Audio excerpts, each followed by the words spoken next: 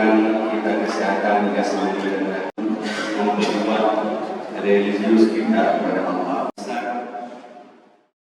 14 jamaah umroh khusus atau private dari rombongan Kodim 0103 Aceh Utara diberangkatkan ke Tanah Suci oleh PT Berkah Zamzam. Pelepasan jamaah umroh Kodim 0103 Aceh Utara di Masjid Jamik Luxmawe yang berada di Gampong Lancang Garam, Kota Luxmawe.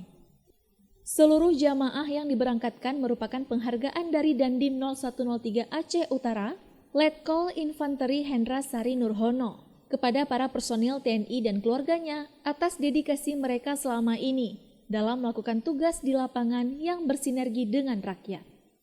Koordinator PT Berkah Zamzam Travel Samsul Bahri kepada Puja TV mengatakan bahwa pasca pandemi, Berkah Zamzam sudah memberangkatkan ribuan jamaah dalam 17 kloter dan sekarang merupakan jamaah kloter ke-18. Dirinya berharap agar masyarakat benar-benar selektif dalam memilih travel umroh dan haji agar tidak menjadi korban travel nakal. Assalamualaikum warahmatullahi wabarakatuh. Saya selaku koordinator wilayah Aceh dan Sumatera PT Berkah Zamzam sudah memberangkatkan ke-17 kali setelah masa pasca pandemi berakhir. Alhamdulillah hari ini kita keberangkatan ke yang 18. Kita dapat kepercayaan untuk memberangkatkan anggota Kodim 0103 Aceh Utara. Alhamdulillah hari ini ada 14 jamaah karena di sini bersifatnya free park. Sekarang banyaknya travel-travel yang nakal, mungkin hampir sama nama ya. Jadi PT kita adalah PT Berkah Zamzam Wisata, sudah ada izin di Kementerian Agama.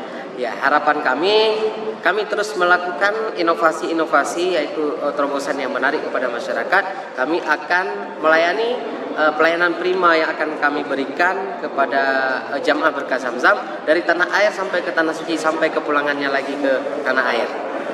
Jadi bagi Bapak Ibu yang mau menanyakan tentang program paket-paketnya di travel kami, boleh langsung mengunjungi PT Berkah Zamzam, Jalan Gudang Baru 3, nomor 71, Kota Luxmawe. Dan kita motonya adalah bisa umroh dulu, bayar belakangan.